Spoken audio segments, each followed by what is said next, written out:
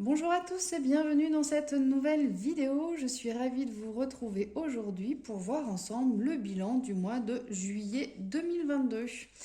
Voilà, donc là il y a eu un mois qui était assez chargé, donc c'était les vacances d'été avec les enfants. Donc du coup on a eu pas mal de dépenses, donc j'avais épargné quand même la somme mise de côté. Donc on va voir ensemble ce que donne le bilan du mois de juillet, voir du coup si j'ai pu rentrer dans mes sous, savoir si j'ai pu mettre de l'argent de côté ou pas. Et vous verrez au cours de la vidéo que j'ai une excellente nouvelle en plus par rapport à tout ça. Donc suivez-moi bien, vous aurez la surprise en même temps que vous suivrez la vidéo. Allez, ben on va faire le bilan pour le mois de juillet. Donc comme à mon habitude, je viens reporter ici tout ce qui va être les charges fixes qui retombent régulièrement d'un mois sur l'autre. Je les reporte parce que du coup, il y a quand même certaines fois des montants qui peuvent changer au niveau du salaire, des prestations familiales, le loyer qui a évolué. J'ai également la partie essence qui varie d'un mois sur l'autre, tout ce qui est cantine des enfants, les gardes des enfants, l'épargne mensuelle numéro un qui peut varier aussi. J'ai mon PEA aussi qui varie d'un mois sur l'autre. Donc du coup, je viens déjà reporter tout ça dans la partie haute et ensuite je viens répertorier toutes les différentes dépenses ou rentrées d'argent que j'ai pu avoir durant le mois. Donc voilà, des achats, les courses, la pharmacie, l'achat de vêtements, de chaussures, de décorations, de différentes sorties d'argent possibles qui est imaginable qu'il peut y avoir en fonction de votre consommation. Je viens les reporter ici de manière à avoir un check-up complet de mes dépenses. À savoir que il est possible que je regroupe certaines fois, comme là pour les vacances, j'ai pas fait une ligne pour chaque vacances parce qu'effectivement on a multiplié les petits achats, hein, des petits achats bricoles, des petits achats souvenirs, les glaces, tout et autres. Donc du coup, ce que j'ai décidé de faire, c'est que ici, je me suis fait, j'ai pris trois lignes du coup et j'ai répertorié tous les achats, les sorties d'argent que j'ai fait et j'ai fait le total en face. Ça permet quand même d'avoir un unique calcul à faire ici et quand on fait le total là, c'est quand même beaucoup plus facile pour s'y retrouver. Alors je sais qu'il y a certaines opérations qui sont passées le 1er août, mais je les ai quand même mis là sur le bilan du mois de juillet, sachant que voilà, je les ai payés au mois de juillet, donc je considère que l'argent est sorti. Pour le mois de juillet, j'avais déjà budgétisé, donc mis de l'argent de côté, que ce soit pour les vacances, mais également pour les achats scolaires, parce que ce mois-ci, j'ai aussi fait les achats scolaires pour les enfants. Comme vous avez pu le voir déjà dans la précédente vidéo que je vous ai déjà mis en ligne, j'ai fait les achats scolaires tout simplement parce que au mois d'août, je n'ai pas les enfants, ils sont avec leur papa. Et donc, avant de partir en vacances, j'ai fait tout ça de manière à ce que ce soit fait et que je sois tranquille pour la rentrée, puisque je vais les retrouver le jour de la rentrée ou la veille. Donc, voilà, ça me laissait pas le temps de faire les fournitures scolaires avec eux, sachant qu'ils sont en âge de pouvoir choisir, savoir ce qu'ils veulent en sac ou en crayon, en matériel en fait pour l'école. Donc du coup, j'ai préféré faire ça avec eux. Donc du coup, j'ai budgétisé et en totalité, j'ai prévu donc 1 000 € par rapport à tout ça. Sachant que là, en vacances pures, donc tout ce qui était achat sur place, j'en ai eu pour 558,39 €. Tout ce qui était fourniture scolaire, j'en ai eu pour 150 euros. Oui, donc là, ça apparaît pas parce que j'ai utilisé des cartes cadeaux pour faire les achats. Donc j'ai acheté des cartes cadeaux et après je les ai utilisées. Donc je suis allée à Cultura. Là, j'avais un petit reliquat de 38 euros. Sinon, tout a été fait en carte cadeau. Euh, et ensuite, j'ai acheté également en carte cadeau. J'ai fait les réservations, donc du coup, sur Airbnb. J'en ai eu pour à peu près, j'ai eu 200, j'en ai eu quasiment pour 300 euros. J'en ai eu pour 278, je crois bien. Bref, quasiment pour 300 euros. Donc, du coup, on s'aperçoit que je rentre dans mes frais. 5, 6, 7, voilà, 5, 6, 7, 8, ça fait 850, ça fait quasiment 1000 euros en totalité entre les vacances et tout ce qui était scolarité. Donc voilà, j'ai rajouté mes 1000 euros. Donc, si on fait le calcul, alors je reprends mon vieux téléphone et je vais faire les calculs. Donc, j'ai au niveau, voilà, 2417,09 plus 134,46 de la CAF plus la pension 400 plus 14,5, c'est un remboursement de santé, plus les 15 euros, donc des impôts, plus les 1000 euros en bas. Donc, j'ai en crédit une entrée d'argent donc de 3 981,05 euros. Et quand on calcule les sorties d'argent, donc du coup, j'ai eu 202,84 euros 73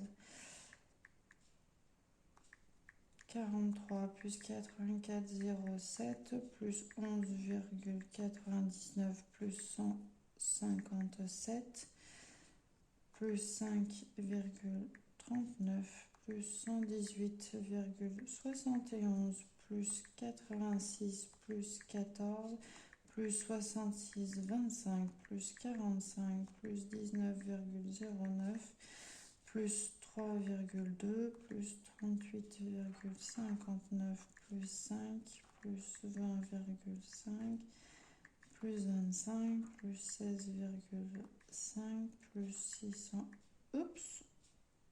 60 plus 7,99 plus 21. Donc je vais faire déjà un premier total, plus 7,99 plus 21,73 plus 34,10 plus 48,9 plus 11,99 plus 8,58 plus 38,42 plus 50,10 plus 31,7 plus 558,39 plus 11,4. On tombe à un total de 3227 euros. Mais comme vous avez pu remarquer tout à l'heure, j'ai effectivement eu un remboursement des impôts au mois de juillet. Et j'ai reçu donc le bilan des impôts sur le revenu pour l'année 2021. Effectivement, je ne payerai pas d'impôts cette année. Donc voilà, ça c'est la très très bonne nouvelle. Parce que du coup, ce que j'ai déjà mis de côté, ce que j'avais prévu de mettre de côté au niveau des impôts, donc à savoir que si on reprend notre deuxième feuille où il y a l'épargne mensuelle numéro 1, j'avais prévu impôt sur le revenu, j'avais ciblé un peu haut, mais j'étais partie sur 600 euros. Donc du coup, ces 600 euros, je vais pouvoir les supprimer. Donc, si je supprime ces 600 euros, eh ben, la bonne nouvelle, c'est que du coup, mon épargne numéro 1, forcément, elle va baisser également. Alors, je vais déjà marquer ici mon total avant de le perdre, parce que du coup...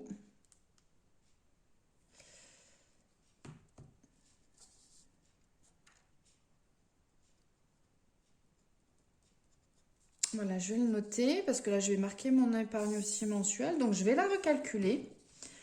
Alors, on a une épargne estimée à 330 pour la voiture, 320 l'assurance maison, 260 pour l'eau, l'assurance responsabilité civile 300, 480 pour le bois et 140 d'audiovisuel, sachant qu'il est possible que l'audiovisuel disparaisse. C'est en cours en ce moment au niveau de l'Assemblée nationale et du Sénat. Donc à voir si elle sera supprimée, mais je crois que si elle est supprimée, ce sera effectif que l'année prochaine. Donc cette année, dans tous les cas, on devra la payer. Donc, dans tous les cas, je la maintiens. Et si je divise par 12, du coup, on tombe, donc pour avoir le montant par mois, on tombe à 152,50 €.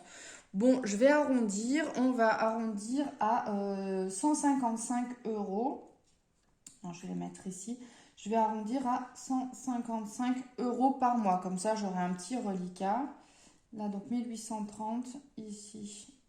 Voilà, donc du coup, c'est pas négligeable. On a quasiment 50 € de moins. Donc c'est quand même positif parce que du coup, en faisant attention, ces 50 €, bah, elles vont rebasculer dans mon épargne numéro 2 après. Donc du coup, ça peut être top. Je vais pouvoir mettre de côté de l'argent sur d'autres onglets qui sont quand même tout de même bah, importants. Et du coup, ça va pouvoir augmenter mon pouvoir d'achat. C'est super top.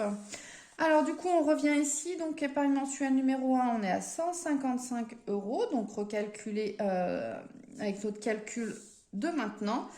Et si on fait donc notre total du débit, donc 3227,15 qu'on avait calculé juste avant, on rajoute, oui c'est bon, on rajoute les 155 € d'épargne numéro 1, on tombe à du coup 3382,15 €. Voilà, donc du coup, on s'aperçoit qu'on est quand même en dessous de ce qu'on paye mes rentrées d'argent. Donc du coup, je suis déjà en positif. Donc c'est déjà une très bonne chose.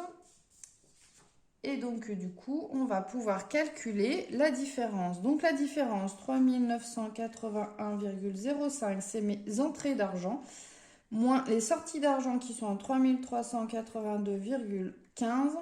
Je tombe à 598,9 €. Donc la différence, je vais le mettre sur le côté. Donc la différence, j'ai une différence de... Pourquoi j'ai rajouté ça? Moi, il ne me fallait pas.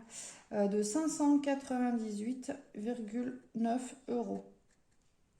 Voilà, donc ça, c'est ce qui me reste en argent sur mon compte.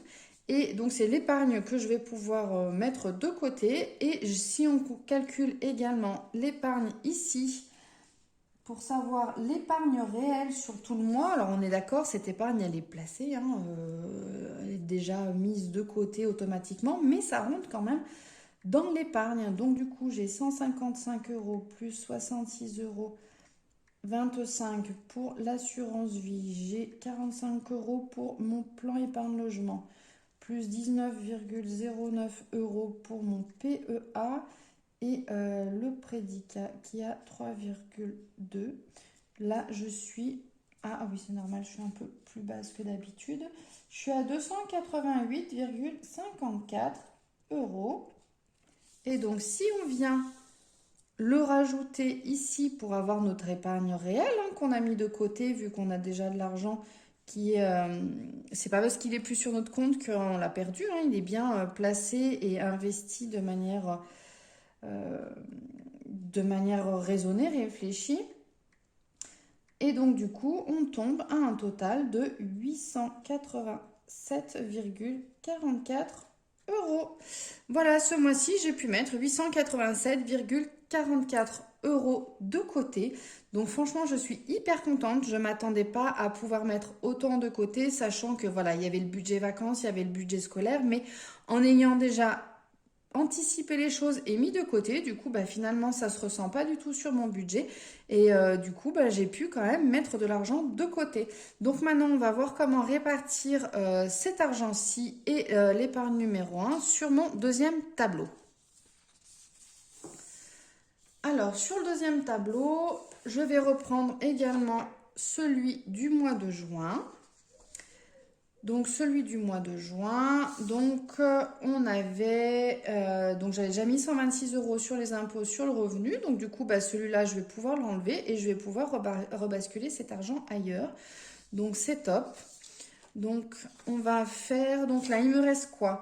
Je vais avoir l'assurance responsabilité civile qui va tomber, donc du coup, le 1er septembre. Et j'ai également du bois. Alors, c'est vrai que le bois, je voulais le faire rentrer en juillet, mais vu la canicule qu'il a fait... je me suis dit je vais attendre avant de le rentrer. Là au mois d'août, bon bah c'est c'est exactement la même chose, hein, il va faire super chaud. Donc je prévois de le faire, alors soit tout fin août si les températures baissent ou début septembre, je ne sais pas encore. Donc je vais mettre déjà en priorité, bah voilà, entre le bois et l'assurance responsabilité civile.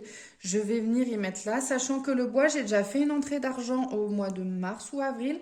Donc du coup, j'en aurai à peu près que la moitié là à payer. J'ai pas 480 € à payer, j'aurai à peu près 240 € à payer. Donc voilà, ça va être vite amorti. Du coup, j'aurai de quoi faire avec l'épargne mise de côté au mois d'août. Voilà, je vais pouvoir facilement payer les deux sans trop avoir de soucis. Ça va le faire. Donc, je vais déjà mettre de côté pour le bois en priorité. Alors, je vais regarder parce que là, j'avais 126 €. Et là, je mets 155 € de côté. Donc, ça me fait 281 €. Pour le bois, allez, on va prévoir 250 €. Ouais, c'est à peu près ça. Je prévois 250 € pour le bois. Et je vais prévoir le reste, du coup, pour l'assurance responsabilité civile qui va être mis déjà de côté. Et au pire des cas, voilà, la différence sera absorbée déjà sur le mois de septembre. Il ne me restera pas énormément à mettre de côté. Alors là, le bois 250, ça devrait le faire. Et donc du coup, il me reste 31 € que je vais mettre ici. Voilà. Et du coup, ça nous fait un total bah, du coup de 280 € forcément. Voilà. L'assurance maison, du coup, la dernière fois, donc on avait sorti l'argent. Donc du coup, il reste plus rien du tout. Voilà, donc on a un total qui est correct, 280 € déjà d'avance pour les mensualités du mois de septembre, le bois et l'assurance responsabilité civile. On va passer ensuite à tout ce qui va être épargne numéro 2. Donc pour cela, je vais déjà passer au calcul un peu de la gestion du mois au niveau bah, des enfants. Donc du coup, j'ai 400 € de pension alimentaire. Je vais retirer tout ce qui correspond à la cantine des enfants. Donc j'en ai pour 86 €. La garde des enfants de 14 €. Donc là, ça me fait un total de 100 €. Donc je viens retirer les 100 €. Donc il me reste 300 €. Comme j'ai deux enfants, je divise ce montant par deux. Et ça me fait 150 € par enfant. Donc chacun. Voilà. Ensuite, au niveau de... On va reprendre donc du coup l'épargne qui correspond à la différence entre le crédit et le débit. Je reprends celle-ci, donc parce que c'est ce qui me reste sur mon compte, donc 598,9 €. Donc du coup, je vais déjà retirer bah, les 300 € d'épargne des enfants, là, hein, correspondant à la pension alimentaire. Donc du coup, il me reste 298,9 € à positionner au niveau de mon épargne. Donc voilà, alors là, si je fais le calcul par rapport à mon tableau. Alors déjà, sur le mois de juin. Sur le mois de juin, j'avais 622 € d'épargne pension alimentaire pour les enfants. Donc si on rajoute 150 €, on tombe à 772 €. Donc du coup, je vais venir positionner déjà l'argent, les montants directement sur les lignes respectives. Voilà. Ensuite, du coup, par rapport au calcul que l'on vient de faire, il reste 298,90 €. Je vais déjà positionner 100 € pour les cadeaux parce que du coup, j'ai l'anniversaire de ma fille au mois de septembre. Donc du coup, je vais commencer à mettre de côté. Donc là, il me reste 10 €. Donc du coup, ça va me faire un total de 110 €. Voilà, je n'avais pas mis les euros là. Hop. Je vais commencer à mettre aussi pour de côté pour les vacances. Alors du coup, je vais faire moins 100 euros cadeau. Voilà, j'étais en train de chercher. Après, je vais mettre pour les vacances. Donc pour les vacances, il reste 198 euros. Je vais peut-être mettre déjà 150 euros pour les vacances parce que mine de rien, il y a quand même, il faut quand même anticiper hein, parce que voilà, là vous avez remarqué que j'ai mis à peu près 1000 euros entre les vacances et tout ce qui était scolaire, tout ce qui est achat scolaire.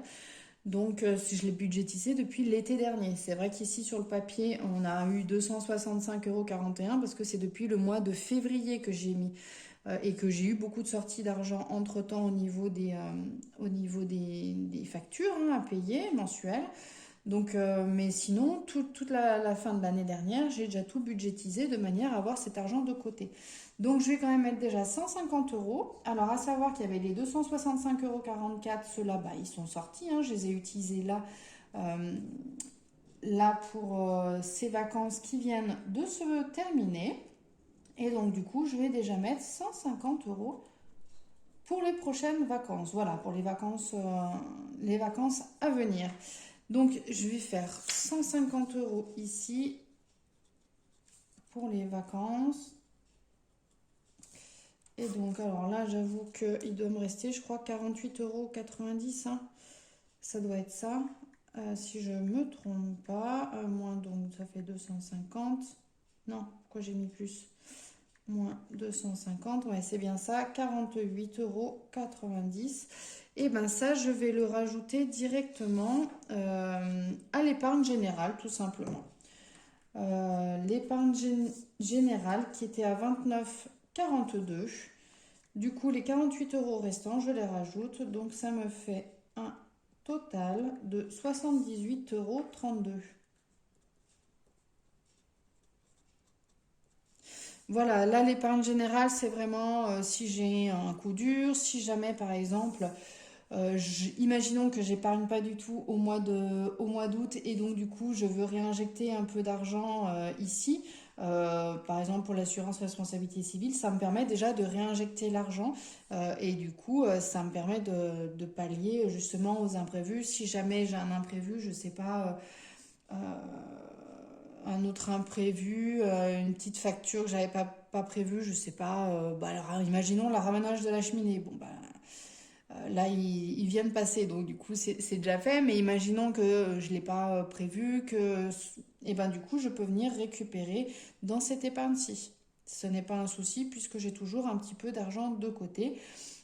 Et donc, du coup, ça permet justement pour des petits montants, permettre de pallier aux imprévus. Alors maintenant, si on fait le total de tout ça, donc je suis à 150 plus 110 plus 772 euros plus 772 plus 78,32 € et ça nous fait un total donc de 1882,32 €. Voilà pour l'épargne numéro 2, j'ai du coup 1882,32 € mis de côté. Voilà, bah écoutez, je suis super contente. Franchement, je ne m'attendais pas à avoir autant. Ça fait super plaisir parce que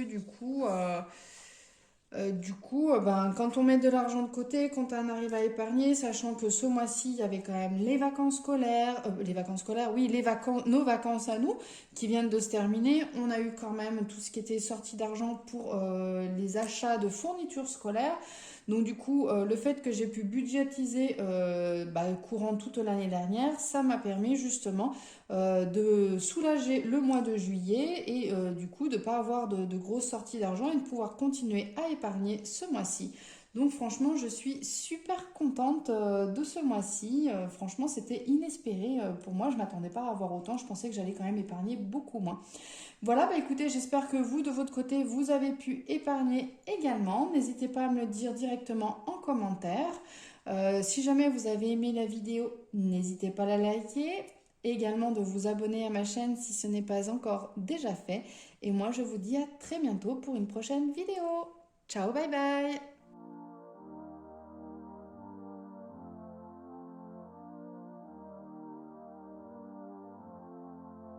I'm gonna lie when I say I moved on. I cry when I hear our favorite song. And I would like just to bear